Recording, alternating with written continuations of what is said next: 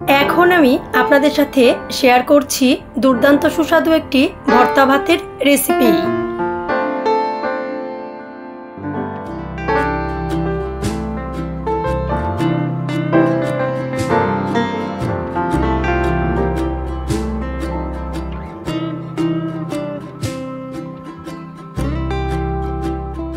অল্প সময়ে খুব সুস্বাদু ভর্তা ভাতের এই রেসিপিটা করে নেওয়ার জন্যে বেশ কিছু বেগুন টুকরো করে কেটে নিয়েছি, সাথে নিয়েছি ছোট ছোট টুকরো করে কেটে নেওয়া আলু, নিয়েছি ঝিঙ্গা, নিয়েছি ধুন্দুল, আর সাথে নিয়েছি অল্প কিছুটা মিষ্টি লাউ।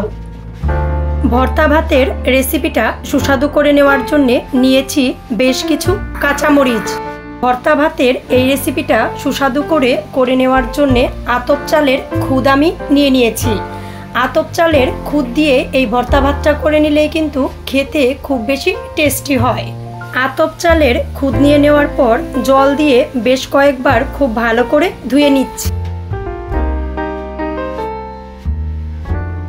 এর সাথে আরও নিয়েছি অল্প কিছুটা মুগের ডাল। ভাতের এই রেসিপিটা সুস্বাদু করে নেওয়ার জন্য হাঁড়িতে জল দেওয়ার পর গরম হয়ে গেলে মুগ ডালগুলো দিয়ে দিচ্ছি। গরম জলে ডাল দিয়ে দেওয়ার কিছু টাইম পর দিয়ে দিচ্ছি ছোট ছোট পিস করে কেটে নেওয়া আলু।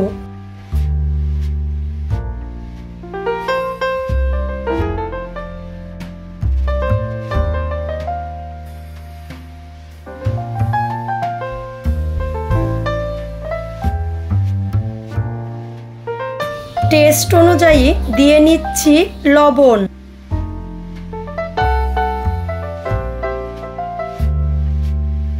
একটি ঢাকনা দিয়ে ঢেকে খুব ভালো করে সিদ্ধ হওয়ার জন্য দিয়ে দিচ্ছি। ঢাকনা দিয়ে ঢেকে নিয়ে মুগের ডাল আর ছোট পিস করে নেওয়া আলুগুলো বেশ কিছুটা টাইম সিদ্ধ করে ঢাকনাটা তুলে নিচ্ছি।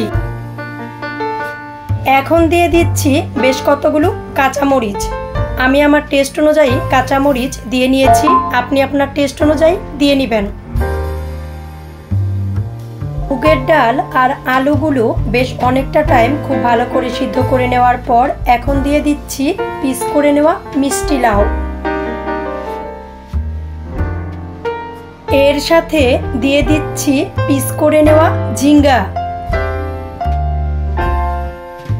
আরও দিয়ে দিচ্ছি পিস করে নেওয়া ধুন্দুল। এগুলো একটু তাড়াতাড়ি সিদ্ধ হয়ে যাবে, এর জন্যে এগুলো কিন্তু আমি পরে দিয়ে নিয়েছি।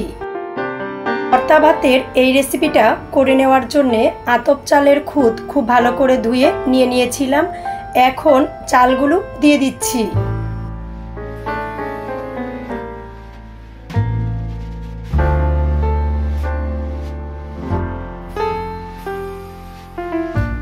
একটি ঢাকনা দিয়ে ঢেকে দিয়ে সিদ্ধ হওয়ার জন্য ওয়েট করছি। এখন দিয়ে দিচ্ছি পিস করে নেওয়া বেগুন। আমাদের কিন্তু ভর্তা ভাতটা প্রায় হয়ে এসেছে। এই মুহূর্তে দিয়ে দিচ্ছি বেশ কিছু কাঁচামরিচ। এই মরিচগুলো একটু কাঁচা কাঁচা থাকলে ভর্তা ভাতটা খুব বেশি টেস্টি হয়, এর জন্যে ঠিক এই টাইমে কিছুটা কাঁচামরিচ দিয়ে নিচ্ছি।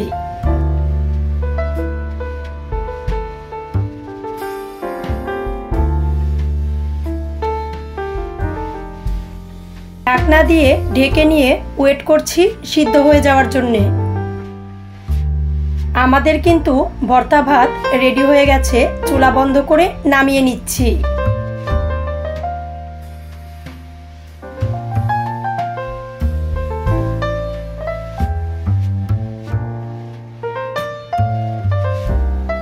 যে কোনো নিরামিষের দিন অল্প অল্প সবজি দিয়ে ঠিক এরকমভাবে ভর্তা ভাত করে নিতে পারেন। এরকমভাবে ভর্তা ভাত করে নিলে কিন্তু সময়ও কম লাগে, খেতেও খুব বেশি সুস্বাদু হয়।